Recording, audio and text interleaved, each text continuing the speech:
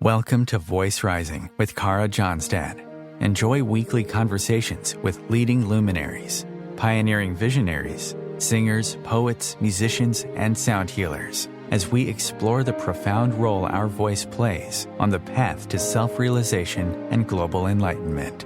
The internationally acclaimed singer, composer, author, healer, recording artist, voice expert, creator of Voice Your Essence, and founder of the School of Voice, Kara Johnstad uses her extraordinary spiritual gifts to empower others.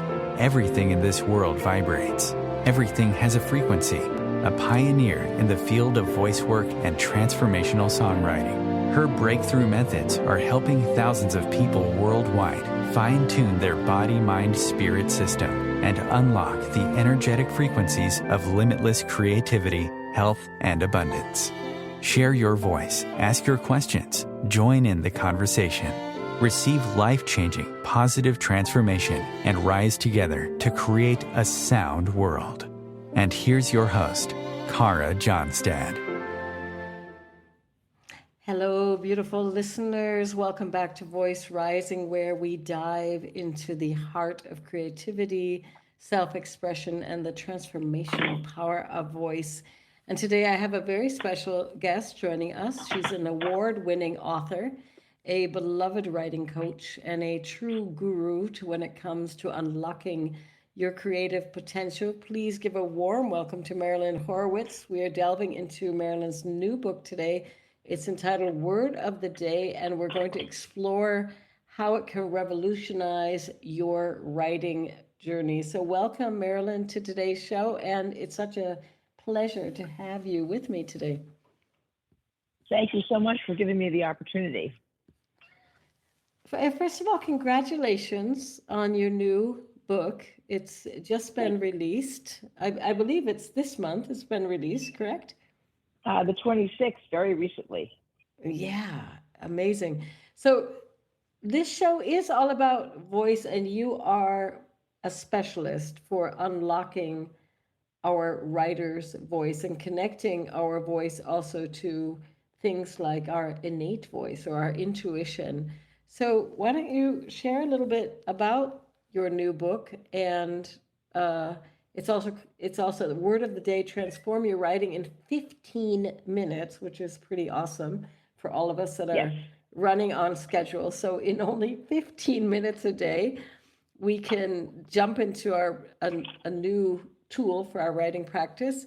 What makes this practice so unique and so special? Well, the very short answer, the elevator pitch answer, is that this technique teaches you to start from a place of happiness instead of having to get there. Mm-hmm. That was a very short elevator ride. That was not up the Empire. I'll expand a little bit. The idea is that what I discovered after all these years are two things that a lot of people may or may not agree with, but they're still true. And one of them is that the reason that we suffer creatively is because we don't take care of our other selves. Mm-hmm. We don't acknowledge ourselves. We don't treat ourselves like the beloved other half of a couple, which is what we are. And so we need to find a way to quickly reconnect with ourselves. That's part one. And part two is that there's been a lot of discussion over the many years of what happiness is. And it's not true. This happiness that you feel when you do this technique that we're going to do is happiness. Everything else is a variation of that theme. And I sort of feel, after all these years of teaching, I'm having people strive, through meditation and somatic practices and writing and religion to get happy. Some of it is because it's a moving target. No one knows what it is. So in my opinion, I have discovered what, let's say, generic Amazon basic happiness is. And that it can be achieved by doing this one practice that we're going to do now. And then from there, you use the word of the day practice, which is a journaling practice, to work from this place of self-connection, to explore the deeper part of your mind. And one of the reasons that people are unhappy is that you can think of you're having two minds, right? Your practical mind that keeps you going and is your personality and survival. That's the same mind that says, don't take any risk creating something. You might get hurt. You might get rejected. You might take your eye off the ball. And its job is to protect you. And so we're up against a biological part of ourselves that has a very, very good intention and a very, very bad delivery. So there are many, many books that people have read. I'm sure you've read a couple yourself, Kara, about how to deal with the inner critic, all that stuff. Is that true? I've read many, many books, and I'm also a songwriter, and I love journaling. And I've had many guests on the show sharing their own practice or their own experience with writing. And I do think that what you're saying is so important, is that we have this practical, functional place that we work from, but in essence, when we come back to that intuitive deep flow space, when we come back to our imagination, when we come back to our essence, our deep bliss, our deep joy, that's when everything magically falls into place. If I understand the practice correctly, right? So yes. So the idea is that instead of working against or with it's just a different approach. The idea is we can combine those sides and have them be highly effective. And you can retrain this inner critic who has not evolved into a world where people thrive. And you can actually use the word of the day to reconnect with that part of yourself and talk to your critic and say, hey, back in the day, it was very important for me to be warm in a cave. But now science has proved that being unhappy makes us ill and will facilitate death and illness. So if you want to help me, biological critical self, you need to add happiness as a prescription for my survival. Yeah, we have a lot of new science about how important it is for us to feel safe, for us to be able to open up fully and anchor that happiness. So is it also by embracing that we have all these different voices, the critical voice, the mother who looked at us sternly when we were scribbling underneath the blankets at midnight or whatever it was, or the teacher. I always said, I had a wonderful teacher. I shout out to Mr. Chance in my high school, and I remember as a junior in high school, I had a teacher who was very, very strict with grammar, and I was almost failing the class because I was into dashes and 3 dots, and I love the expansive punctuation, and he wanted the semicolons and the colons, etc.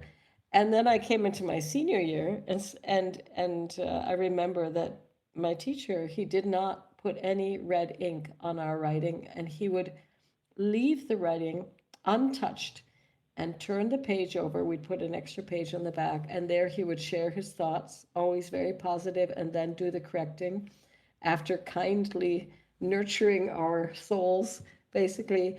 And he gave me a new lease on believing in my own writing. And so I think there are a lot of harsh critics that we carry within, and then there are excellent coaches, and the internet is full with wonderful comments that you have clients that have really been revolutionized through the way that you teach and coach and share your wisdom on writing, that are supporting them to connect with that deep space of what you're saying is writing out of pure happiness and joy. But you do something different. Exactly. What I saw in your book that I did read in these past weeks is that there are a lot of people doing generative writing or writing from a deep flow space, but you're combining a deep flow through this word of the day practice, which you can then, if you want to, even guide us through, with a result. It is then in the end result driven. So it's not just a journaling practice to connect us with our imagination or with our different playfulness, there's something in it that brings us to a result without the typical, I need you to write an essay and get your 500 words in or 1,000 words in with a, with I don't know, a topic sentence or whatever. There's something Right. that is Different very about this. precious, right? Different about this. So maybe you want to lead us through this technique if everybody Sure, let's can get a let's do the pencil and practice. paper. Yeah. Sure, please do. Or if you have a copy of the book, you can actually scribble in there, though it's a little small. I have a piece of paper and a pencil here, a beautiful pencil. Wonderful. So what you do is you put a circle in the middle of the page and leave enough room so you can draw 4 or 5 circles around it that are large enough to put a word or two in. And then you want to connect them with a line to your central circle. That's all. That's the entire high-tech structure of how we do this practice. Yeah, I got it. Okay, and so now what we do is we're going to take a couple of deep breaths, and we're going to get ourselves set on our sit bones and rock back and forth in our chairs a little bit, just a little bit. Take a deep breath and exhale. We're going to roll our shoulders back. Take a couple of breaths, wiggle your toes, squeeze your hands, feel yourself come fully into your body. And you can close your eyes if you'd like to. We'll take a couple more breaths. And now we're going to open our eyes and we're going to slowly raise our arms over our heads until the backs of the palms touch. And we're going to inhale. And as we bring our arms down, we're going to bring them down and around into a position where the opposite hand is resting on the opposite shoulder, but very slowly. And as we lower arms, what we're doing in a visualization is we are making a little bubble around ourselves where everything that is outside of us is out and cannot get in, and we are now in this bubble by ourselves. And so then when you get to putting your hands on your shoulders, let me know. My hands are on my shoulders. Excellent. Now, can you see yourself in your Zoom or in a close by mirror? Because this is important. I should see myself? If you can. If it's not difficult, otherwise you can close your eyes. I can't. I do have a window, though, in front of me. I will look for a slight shadow or a reflection. All right. Either way. And then what's important is that you lean slightly forward and give yourselves a squeeze, and you take a big breath. And you look at yourself and you say tenderly, I love you, Kara. We'll always be together. We'll always be safe. We are enough. We are enough. Yes. And if you are a religious person of any kind, you can add another affirmation such as God is my supply and I dance to the rhythm of the eternal God if you want something more metaphysical. But the first 3 work great. Now take a big smile. Give yourself a big smile. And a breath. And exhale and give your shoulders a squeeze. Continue to smile. 1 more breath. And that's it. You should be feeling pretty great right about now. I'm feeling very good. I should have you on the show more often, right? See how calm you are, and you see how the inner dialogue has relaxed itself? Yes. That you're in a place of what I call presentness, so that you're open to do the work? Yes. Okay, so this is a way of accessing a deep part of you that's a blending that's very hard to get to any other way but through dreams. So now what we're going to do is take a deep breath and let an image come into your mind and share it. What's the first image that comes into your mind? Tulips. Great. So you're going to write tulips in that central circle. And what color are they? Orange. Great. Now, Normally, if you were doing this at home, you would set a timer for a minute or 2 minutes, depending on the time that you had. But we're going to do it out loud because we have a visual. No, we don't have a visual audience, okay? But all of this stuff is available on my website and in my new book, Word of the Day, which is on Amazon, and it's a whopping $12.95. But there's also lots of free stuff on my website that will show you how to do this. So what we're going to do is take that word orange, tulips, and now take another breath and get another image.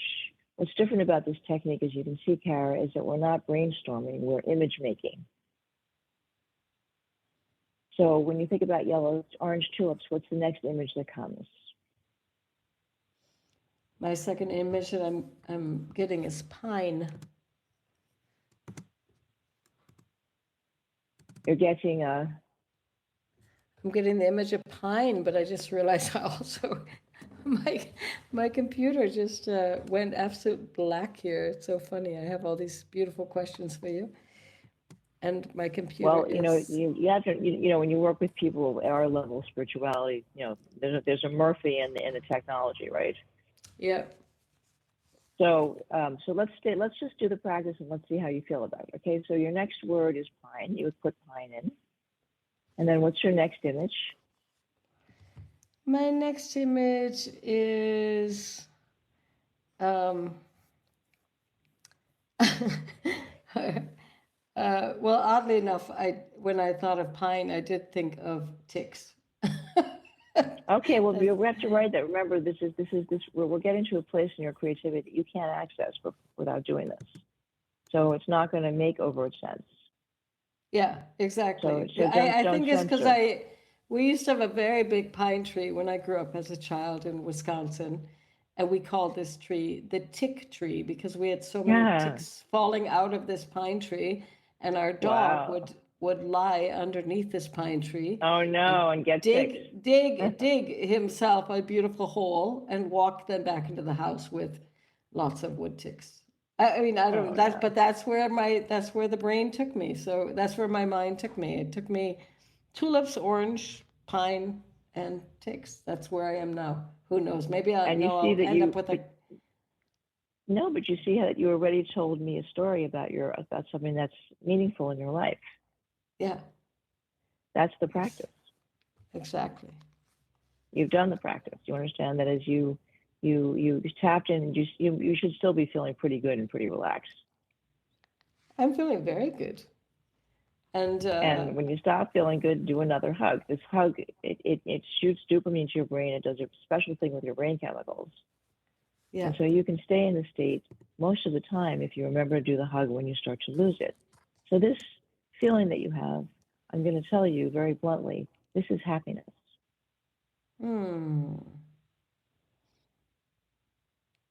I believe you because I do feel very relaxed and content. And I am even staring at my beautiful computer that is connecting us and it absolutely has crashed, which for no reason at all. Normally I would go into absolute panic.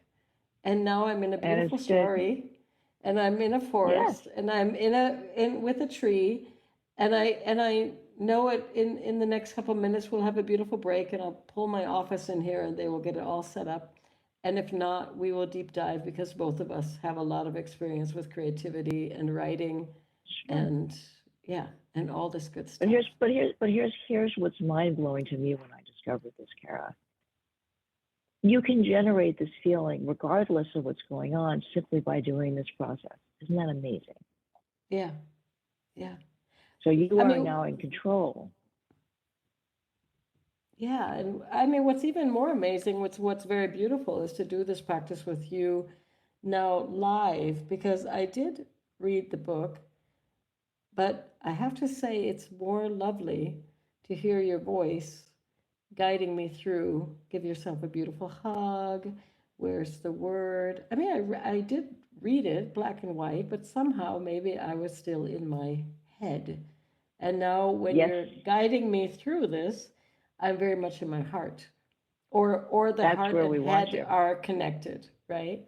Right, and you see, to your point, how you wrote without being aware of it with your authentic voice, your true identity. Right. Yes. You just heard your true voice. Yes. So we have tulips and orange and pine and ticks, and we've already That's all we story. needed to generate a profound story, and you could keep going. Yeah, that's true. It reminded me a lot when I was reading the book, the first chapters. It did remind me a lot of mind mapping. For anybody out there who's done mind mapping, the whole circles, the visuals, and how easy it is to create images. Or it even reminds me, staring at this paper, of atoms or of flowers or petals, or somehow it is this right and left brain that's coming together. I mean, it's a whole brain feeling when we're writing, because you're not writing in lines, you're through the circles and the little connections of the dots and circles. And probably you don't have to even do circles, you can do whatever you want, right? You can do kites, or yes, circles have a circles have a particular sense of safety about them. That's true. And the act of, it's better if you do this by hand, because when you move remember, this is all based on neuroscience.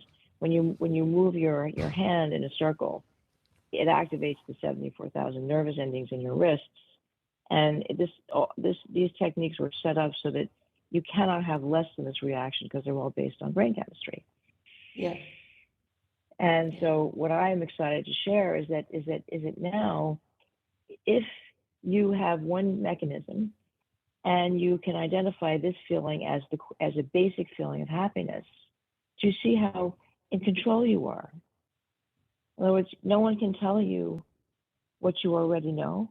No one can make you unhappy or happy. If they make you unhappy, you just do the hug. And if they make you happy, well, then you're happier. Well, it definitely feels like a magnetic place to bring us to write more consistently, because the writing, right? And that's probably where what I sensed from the book is that the productivity is present.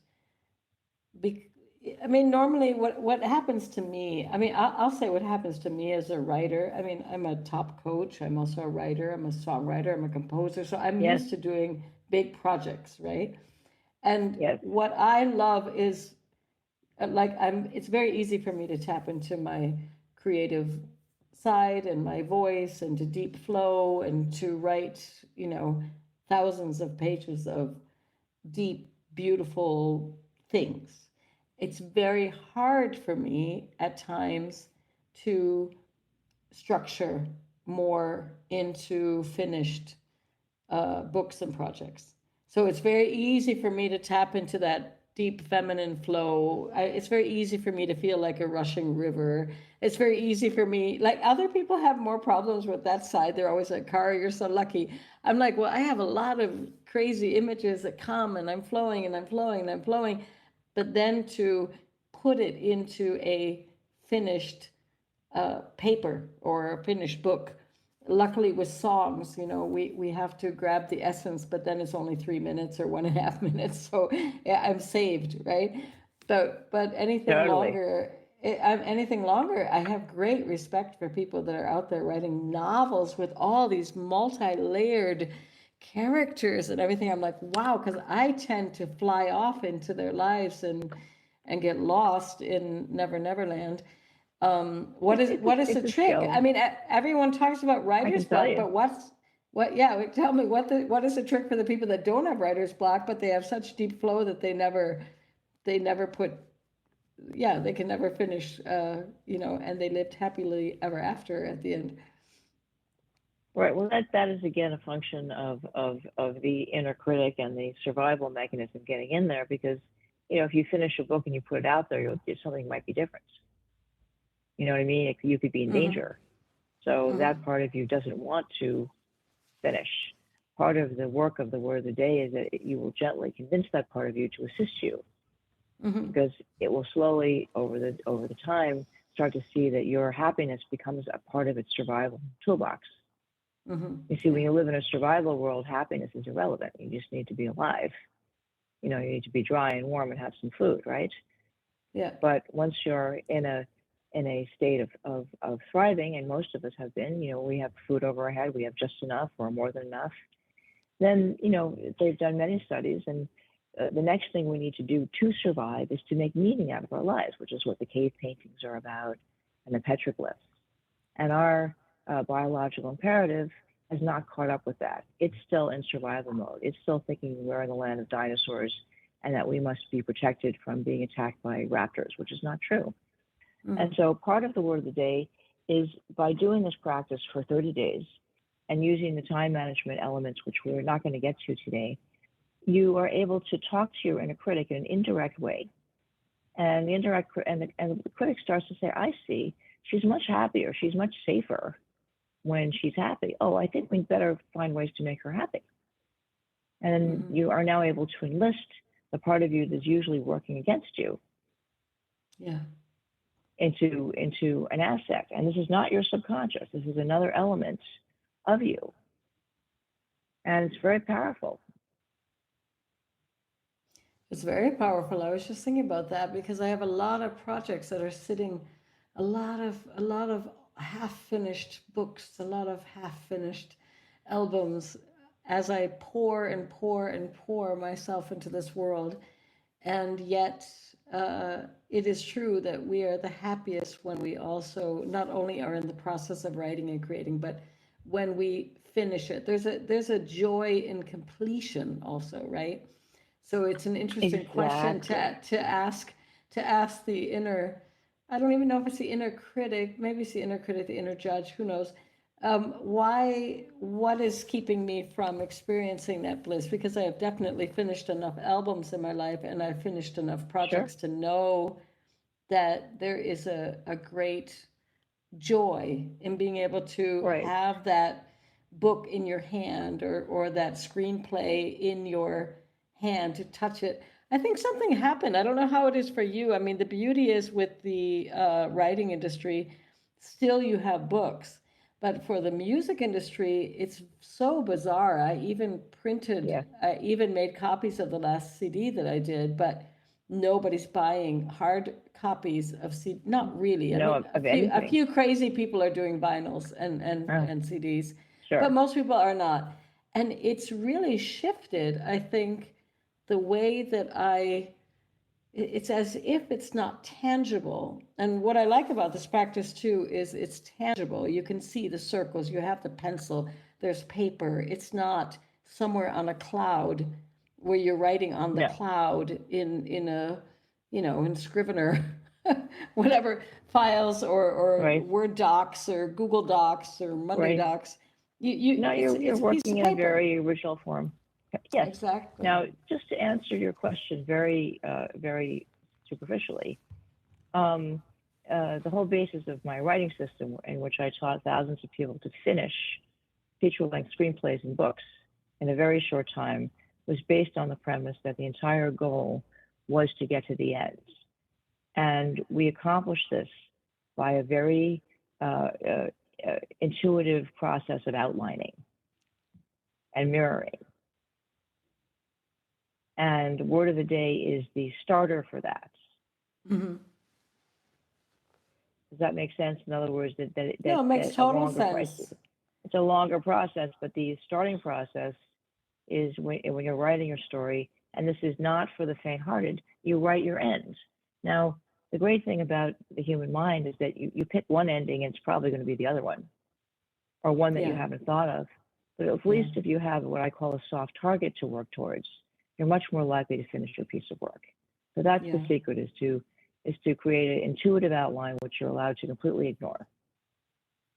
I mean, I think my issue is that I'm trying to fit too much into it's like I'm trying to fit too many ideas into one book. Let's put it like this, and it would be smarter to say, similar to albums. I mean, I know how to write albums. I haven't written a book yet. It's on my list. To say exactly that is to say, I could even make it into 10 books, right? A series, and then just finish the first one. I think that is the issue, that I have so much experience from 35 years of coaching and living that I would like to give, but one has to focus on a certain thing. And that's what's so beautiful. A word of the day, actually, the book itself, the practice is very deep, but it's actually a very short part of the book. And you have a lot of space then for the 30-day practice, for the notes, more as if it's a workbook included in the idea of the book. Yes, so I think this is 21st century. In other words, you need to know what you're doing, then you need an activity. Yeah, exactly. Marilyn, we're going to take a short break. Okay. Sure. Yeah, let's take a short break. I'm going to see if I can get my computer out of standby. Otherwise, we're going to deep flow with all the questions that I still have in my heart for you. Okay, I'm happy. I'll be sitting here waiting.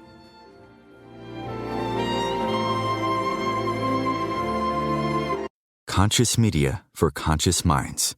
OMTimes.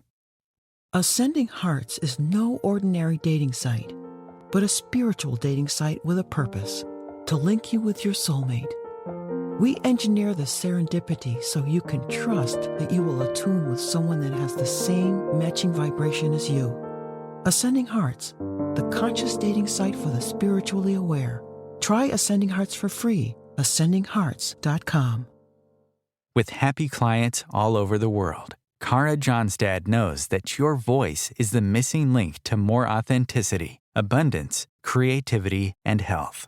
An internationally acclaimed voice expert, Kara's breakthrough methods have helped thousands of people successfully heal their voice wounds and extinguish the story of self-doubt and shyness forever.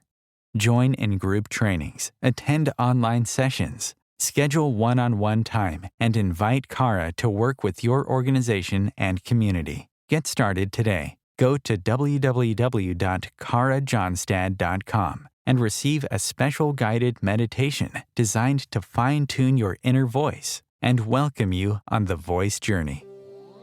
This is Kathy Beal, host of Celestial Compass, featuring astrology you can use. Celestial Compass points you to what's going on in the sky and what you can do with it down here on Earth.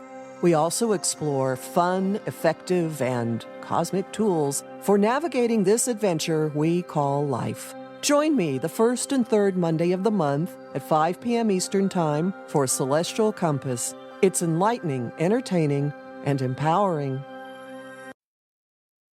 Host your show on IOM-FM, the radio network of OMTimes Media, one of the more recognized brand names in the conscious community, and is backed by the extensive marketing reach of OMTimes. Hosting a show on IOM-FM immediately connects you with our extensive, dedicated community. You came across someone struggling with hunger. How would you recognize them? Would you notice an 8-year-old girl who's not excited for summer break because she may not be having lunch again until September? Or a war veteran who's having a hard time landing a job and getting back on his feet? I am the 1 in 8 Americans who struggle with hunger. I am hunger in America. Hunger can be hard to recognize. Learn why at IamHungerInAmerica.org. Brought to you by Feeding America and the Ad Council. Welcome back, everybody. I hope you enjoyed that brief intermission. And if you're just joining us, we're here with Marilyn Horowitz, diving into her insightful techniques from her new book, Word of the Day. And don't forget to hit that subscribe button and share the show with your fellow writers and friends, because this is the very best way to spread that voice wisdom. So welcome back, Marilyn, to Voice Rising. Thank you so much. Oh, yeah, it's so beautiful. Like I said, it's very precious because for some reason today we have some technical issues on this end in Berlin. And what's so nice is the practice that you guided me through in the beginning to get in touch with my writer's voice seems to have this very magical calm.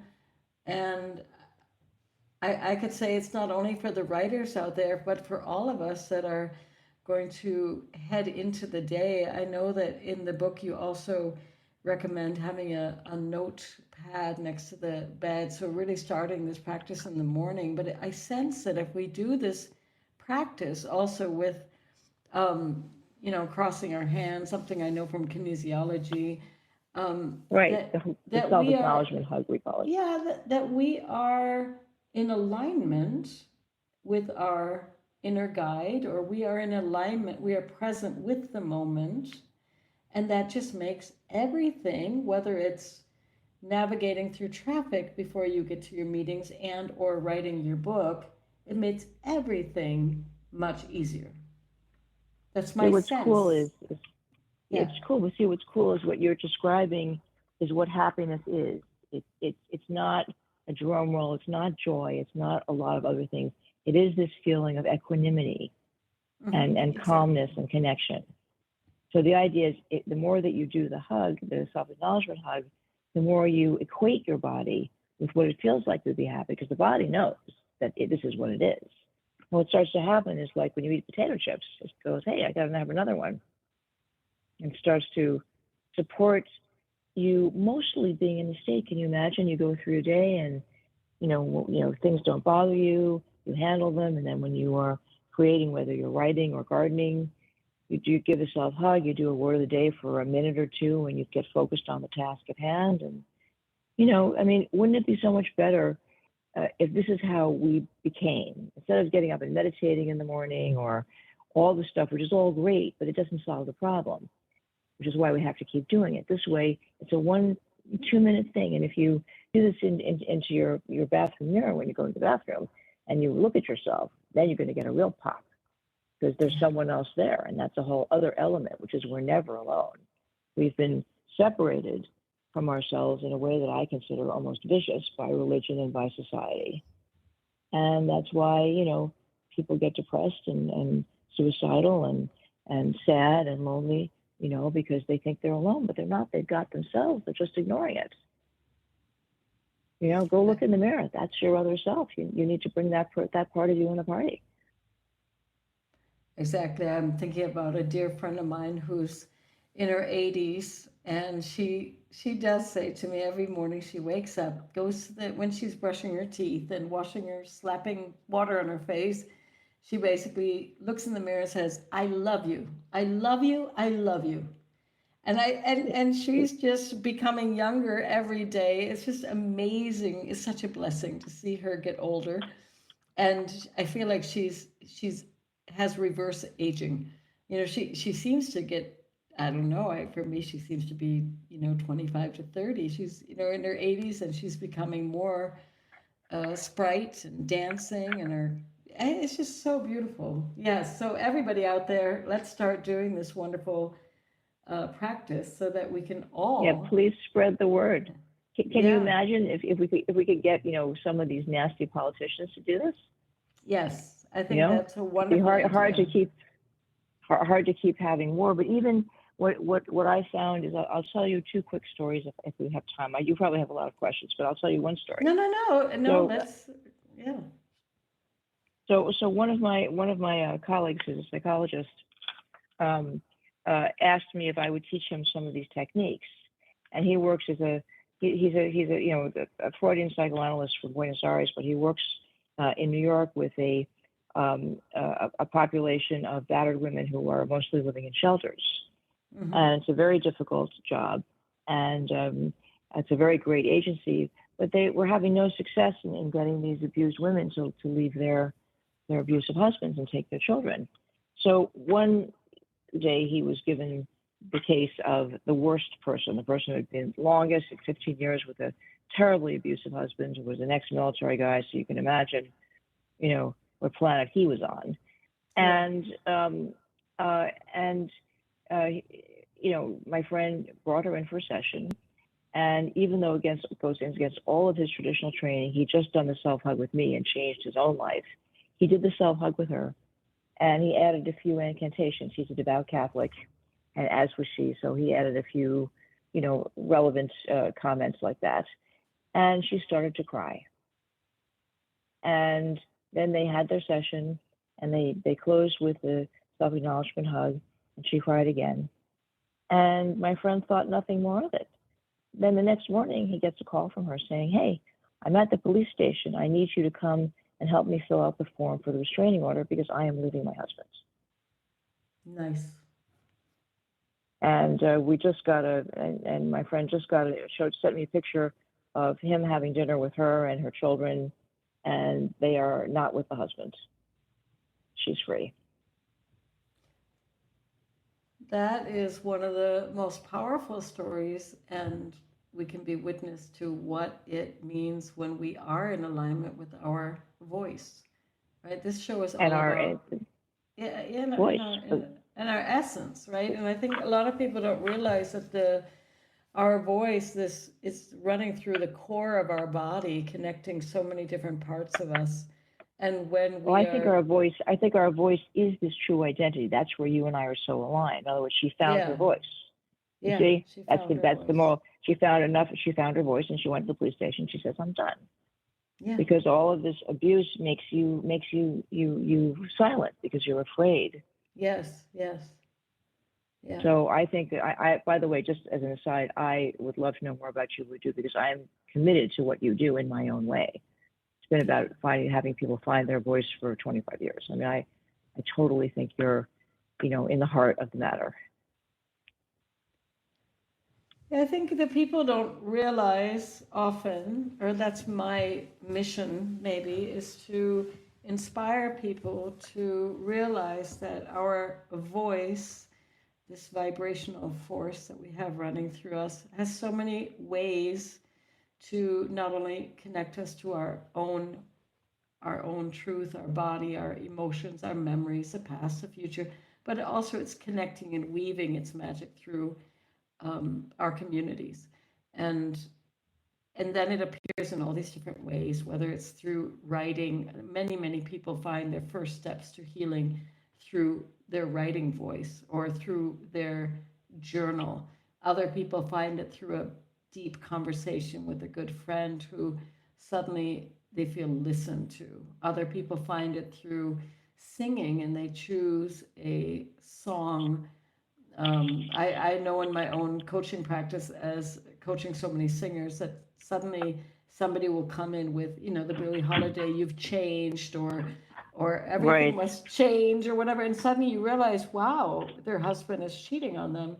And they come with these songs. Sometimes they don't even connect it. And they're like, can I sing this? Right? And then for me, of course, through songwriting, I mean, the way I write songs is more from a personal journey and not just trying to get the hit for the radio. And then what you were talking about before, meditation or our spiritual paths, our inner voice work, I personally don't think there's silence, because I think always when we go into a deep moment of inner listening, there's always our voice that is whispering to us, is talking to us, is wanting to be heard. I think a lot of people don't do the inner work, or they're afraid of meditating because they think that means there must be a void somewhere, and if they don't reach this dead silence, that they won't be enlightened. And I always try to tell them, no, actually it's listening in to our inner voice. And that's what your writing practice is giving people, this beautiful bridge between the inner voice work and also the outer reflection. How can I materialize things that matter, right? How can I create matter with things that matter? And yes, you have to create from the. But the problem you see with most of the manifesting techniques, this is another thing, is that we have two selves. We have our public persona, our ego, that needs things like cars and people, right? And so when we manifest, we often get what we want, but we're not happy. And this is what I figured out. We're not happy because we're not going for happiness, which is what the creative self wants. So that self-acknowledgement hug is both the goal and the starting point. And I think that's just so efficient. I mean, I have nothing against meditation, but why not spend a minute, give yourself a hug, smile, send some dopamine to the brain, and be ready for action? Yeah. When was the turning point for you, Marilyn? When was the turning point where you, number one, decided to be a writer, but maybe you also faced the inner critics or the judgments of having to achieve certain things. So where was your turning point when you started realizing that you needed a different practice or you wanted to develop a different practice? That's interesting. Well, my experience, I'll tell two quick stories. The first one is that when I was I'm also a fine artist, and when I was in first grade, I created a book, quote unquote, but it was a book of pictures of characters. Mm-hmm. And I thought that I couldn't read yet, and I thought that I had created a play, which I called The Raven and the Wicked Princess. And my mother very kindly, carefully wrote the names of the characters who I had vividly described in this, hand-bound, maybe 20-page book of pictures. So I go in for show and tell in school. I think I'm in first grade. And my teacher looks at my book and she goes, Raven and the Wicked Princess. Oh, this is great. I love these characters. We're going to put it on for the whole school. And I'm like, oh, great. She goes, so Marilyn, what's the story? And my mother didn't tell me I needed a story. Oh. Yeah. Right there I was with my pants down, Yeah. So not I had to easy. make up a story. Yeah. So I had to make up a story. And the story was about a princess who was, held prisoner by her evil stepmother. And during the cold winter in the tower, she feeds the birds, one of whom is a starving raven. And when her prince comes and kisses her and wants to rescue her, he must kill the evil stepmother. And my heroine, this is me at 6, realizes that if he kills the stepmother, then he is just as bad as the stepmother. And so she is in a quandary. And what happens is that the raven, who is a supernatural being, who she has fed and loves her, says, no problem, I live in the amoral world, and I can easily kill your stepmother because she's a bad person, and in my world, that's okay. And then you can live happily ever after with your love, who is now not a murderer. And that's how it resolves. Pretty good for 6, huh?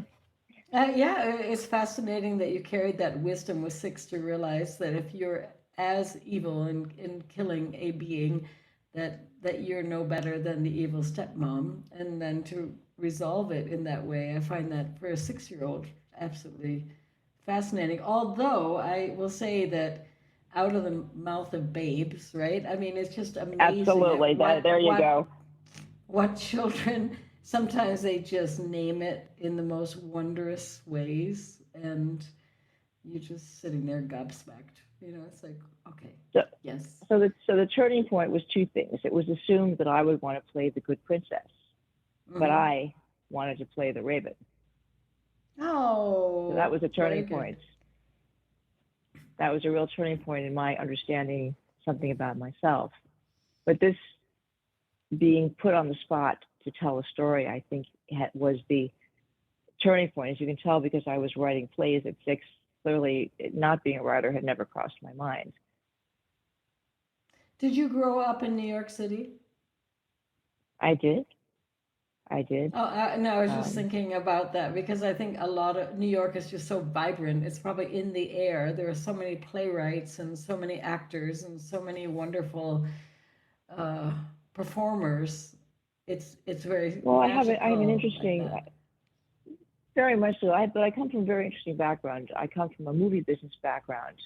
My grandfather was a famous movie lawyer who represented people like Charlie Chaplin and Lillian Hellman and just you name it, he represented them. And my grandmother had also graduated from law school in 1924, but she didn't practice. She was involved. She's one of the founders of Hadassah and the American Mothers Committee. She was a very powerful philanthropist. And together, they wrote a book called Faith Through Reason. And this was 2 lawyers attempting to reconcile Judaism and Christianity, and they did a pretty good job. This is a book that was taught widely in the 40s and 50s. So I come from this lineage, of the Talmudic questioning and that you have the right to think about what's really true and what's really not true. And then my mother became a philosophy professor before she became a lawyer.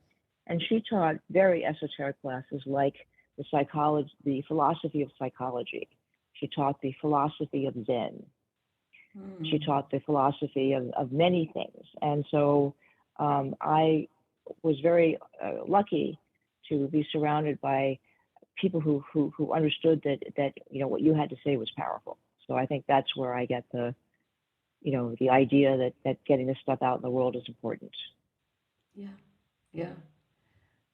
And New York was very much, I was thinking that they must have known my great aunt, who was a singer, but she was married to a man named Boris Nelson, who was a theater critic, but he was at Columbia University and leading the, I'm trying to think of the name, but it was an organization that was fighting Hitler, actually, from the United States. So he was a Jewish man who was leading an organization of these amazing minds that realized that this is not the path that we want to go on.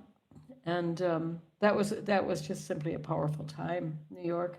My great uncle was. It was a powerful time. Yeah, and still is. But I mean, New York is. It is very much so. Yeah, yeah. So were you always then? You were then brought up in the tradition also of it was okay to have a strong voice, to question, to doubt, to argue, to resolve, to not to be afraid of our voice. And then you as a writer, you've written everything from screenplays to novels. You're also a professor, I believe, at NYU. Was there any moment where your writing practice did shift more into this, I mean, I don't know if one would say organic or more based on really embracing ourselves? Yes. Well, I was my worst student. I think you're right. In other words, it's so obvious. I was the person who most needs these lessons. And I think I wrote garbage, and then when I was 30, I wrote a novel that was bought by the movie studios. And that was very helpful. But it was very difficult to please them. And so in the process of having to navigate that very difficult professional ladder, I developed a system of writing, which is available in my book, should you want to do a long form piece.